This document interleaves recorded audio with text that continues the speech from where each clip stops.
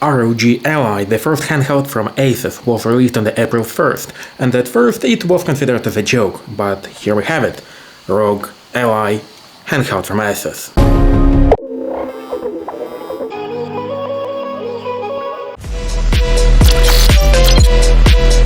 Talking about the looks, this console has pretty unique design. It has wide body, true gaming, RGB lighting on the sticks, and of course it has very much gaming stylistics, which is considered by the ROG.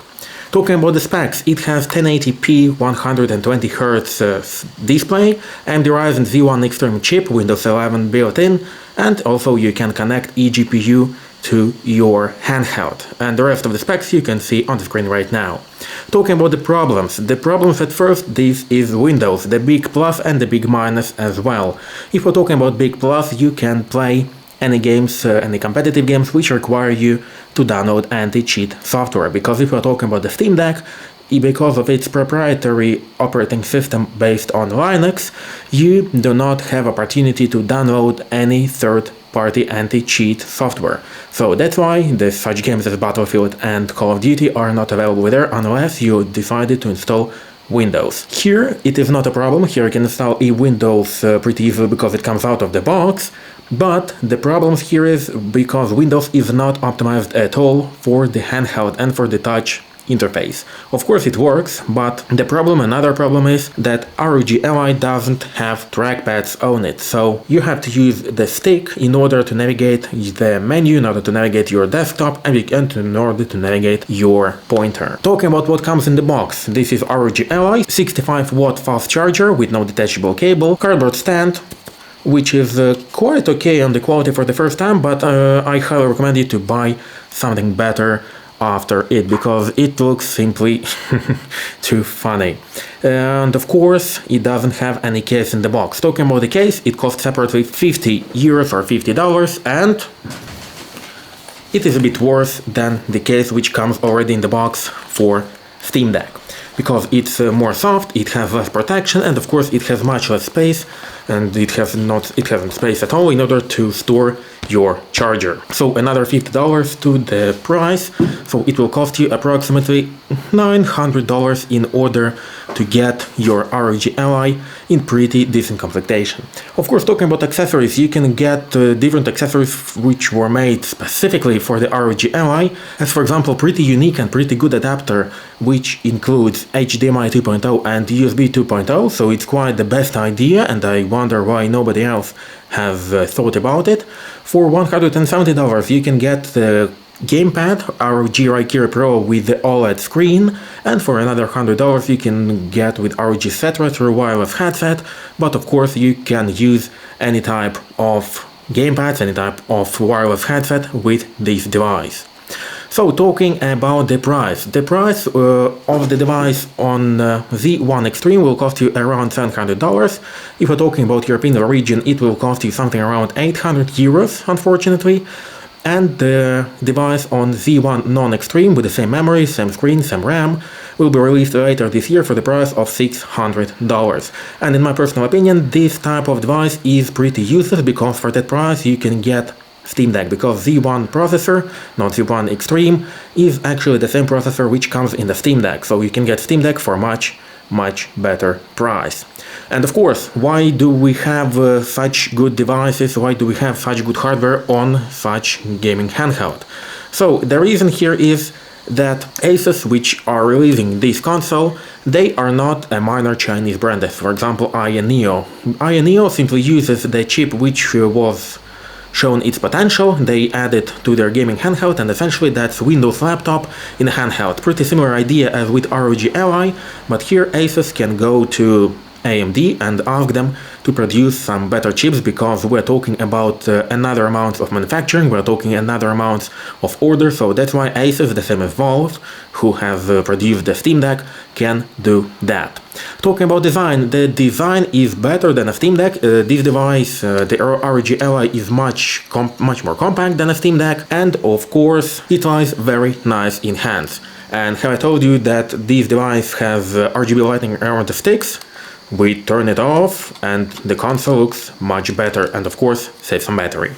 And of course, talking about the weight is 600 grams against 660 grams for the Steam Deck, so it feels much lighter, but still it's not lighter than Nintendo Switch. And if we're talking about battery and whether it is comfortable to play in your hands in bed, your arms will be sore and will be tired after the same 1 hour of gaming. And talking about the buttons here are, and the sticks and the buttons are here, are pretty similar to Eaglebox style, so you can see it as it is, but the problem is that it is not very compact and it's not very useful as, for example, the PlayStation button layout on Steam Deck. Because if, for example, my right thumb is laying down on the console pretty easy and pretty comfortable, my left thumb, it is in pretty big tension, so it gets tired much quicker. And of course, if we're talking about buttons, the Steam Deck has 4 buttons on the background, the 4 buttons for modifiable buttons, and here we have only 2, and they are located in pretty odd place, so that's why your fingers doesn't lay on them like pretty obviously. You have to somehow change the grip of the console, so in most cases I don't use them at all because it's much more complicated to use them than not to use them. And of course, as you may notice, this device doesn't have trackpad. As I have said before, trackpad is very useful thing, and of course the trackpad on gaming console from Valve, it can be also used as 9 separate buttons each. So for example, like games, for example, like Radio or Not, wherein when you have lots of commands to order, for that case you can add separate functions on each region of the trackpad. So that's pretty useful. For example, here you have to add the keyboard because otherwise you will lack the buttons to use on this console. Talking about the screen, as I said before, this device has 1080p screen, 120 Hz, 7-inch IPS display, and with VRR support, of course not every single game, and it makes video much smoother. Of course, this device also supports such extensions as AMD RSR and AMD RIS, which increases, essentially is upscale and increases quality of graphics in your device. Of course, the screen here is Gorilla Glass Victus, but in my personal opinion, it would be much better to have here 720p display, because the hardware here is not very good for 1080p gaming, so you will still be playing at 720p in order to get better FPS, and so essentially you will get better FPS, something around 45 to 60 FPS in the most AAA games, if you will use something like low to medium graphics, and also at the same time it will save a little bit of battery. So I prefer here 720p screen, but so the screen would be OLED, so this would be a killer feature for this device, the great screen, but because in my personal opinion 1080 screen is a little bit of overkill. Talking about the hardware, as I said before, this handheld uses the One Extreme processor, which is a modified 7080-40Q processor from AMD. It is on paper twice as powerful as Steam Deck. The GPU is based on RDNA 3 from AMD compared to RDNA 2 for Steam Deck, the same 16GB of RAM and 512GB of NVMe second generation, with opportunity to add micro SD card. Talking about micro SD card, this is very important to mention that micro SD card location is too close to the fans. So essentially a lot of people have noticed that their micro SD card has been lagging and has simply burned out because of the heat from the processor and from the fans of this device, compared to Steam Deck, where the memory card is located on the bottom. So on the bottom it's much better location, so to be honest I don't know why actually Asus decided to put the slot for micro SD card on the top. Of course, on the top of the device we have the 3.5mm audio jack for headset and for microphone, we have USB Type-C and proprietary connector for graphics card from Asus as well. It will allow you to add the graphics card up to 4090 mobile version and play essentially this handheld on a bigger screen up to 4K gaming.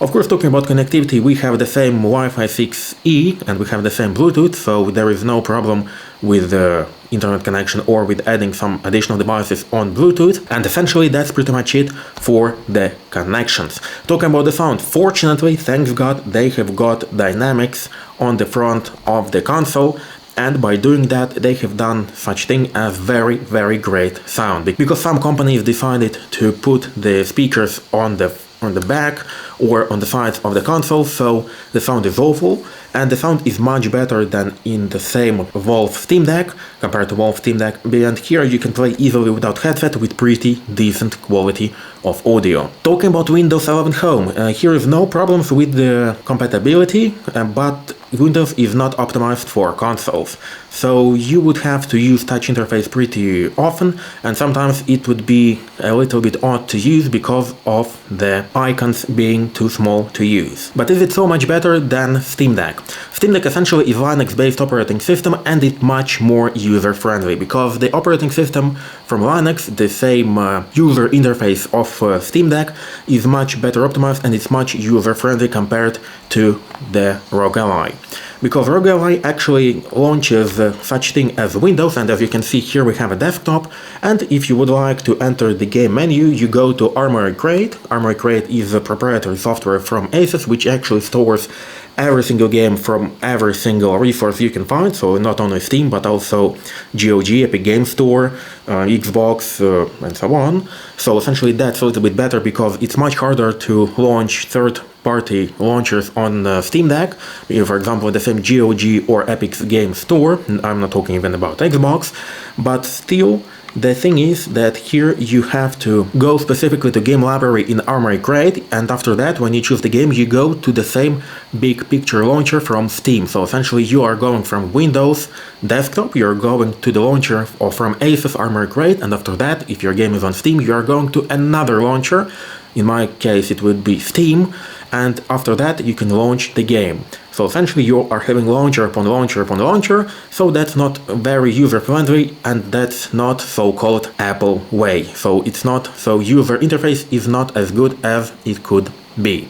Talking about the Armoury Crate, that's essentially a launcher for the Asus ROG Ally, and of course one of the buttons on the front of the console actually launches Command Center. In Command Center you can use lots of things, but the most important is Power Select. Power Select from 9, 15 or 25 watt, and if your console is connected to power, then up to 30 watt of power. Talking about the comparing to the Steam Deck, in that case we will be having presets from 7 to 15 watts, so essentially this console is on paper more powerful, and you can actually hear that because the fans are very loud if we are talking about playing on 30 watts. And let's not forget that in the Command Center you can also choose between gaming profiles, FPS limiter, you can launch the keyboard, the resolution of the console, you can change the refresh rate, you can change the RGB colors of the LED, you can turn on or off the brightness of LEDs around the sticks. I recommend to turn it off to save the battery and in order not to distract yourself from gaming because of this uses actually lights. Of course, the another thing which you can do, you can go to gaming library from it, and you can launch, of course, AMD RSR, which is actually upscaler for lots of games, for lots of supported games, and AMD RIS, which essentially is smoother for graphics, so it removes the distortions in graphics, and that's another feature which is not supported by the Steam Deck. So if we're talking about FSR actually adds something around 20 FPS in the most games.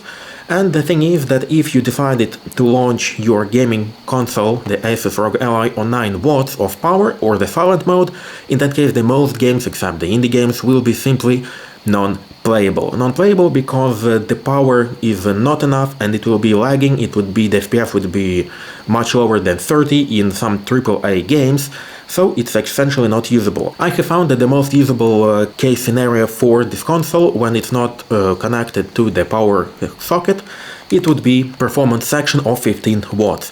So essentially 15 watts is the maximum which you can get from Steam Deck, and at the same time the power of 15 watts is more than enough for pretty much every single AAA game you can simply think of. Of course, talking about gaming results, here you right now can see the results for The Witcher, Hogwarts Legacy, RDR 2 or Red Dead Redemption 2, Cyberpunk, Stray, and Assassin's Creed Valhalla. So the results are pretty good as for gaming handheld, and at the same time it can be much better if you simply choose the graphics a little bit lower, because right now I'm showing you the results which I have got by setting presets which I actually use for playing these games.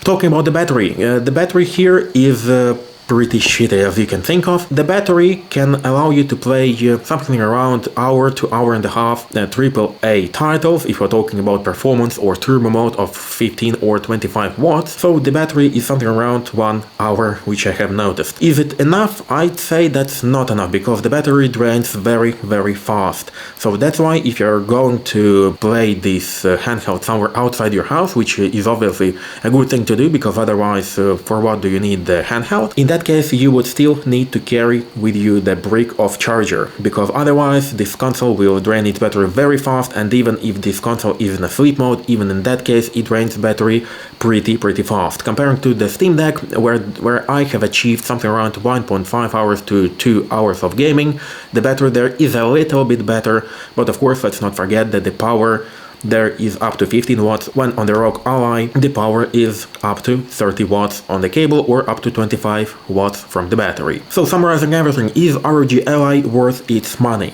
If you have money to spend and if you want to have the best of the best, then ROG Ally is simply meant for you.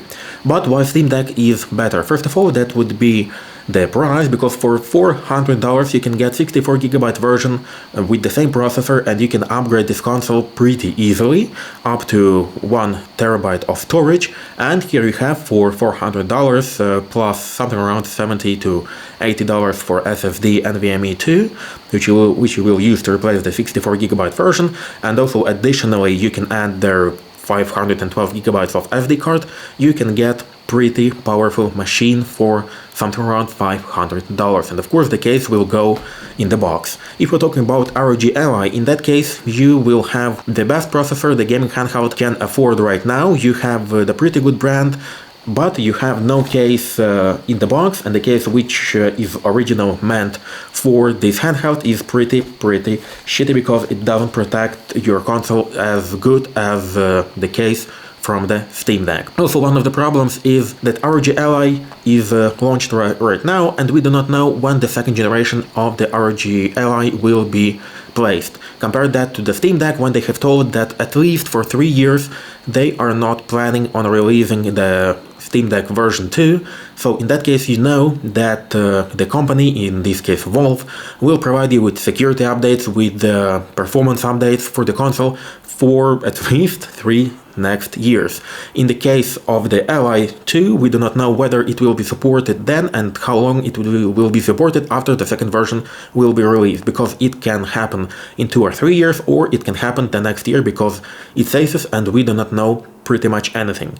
So in my personal opinion, is this device worth buying?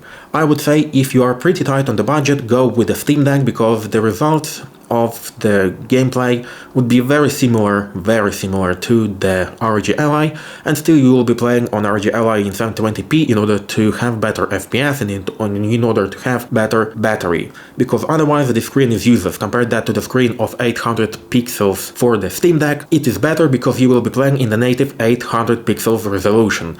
So, as I said before, go with the Steam Deck, go with the smallest version and upgrade it. It is pretty easily, there are lots of tutorials on YouTube the same, and upgrade it to the 512 or 1TB of version for the Steam Deck, and you can get much better thing for much less price. But in any case, if you have money to spend, go with ROG. It's white, it's fancy, it has RGB lights, but it's not worthy in my opinion. That's it for me, see you in the next time.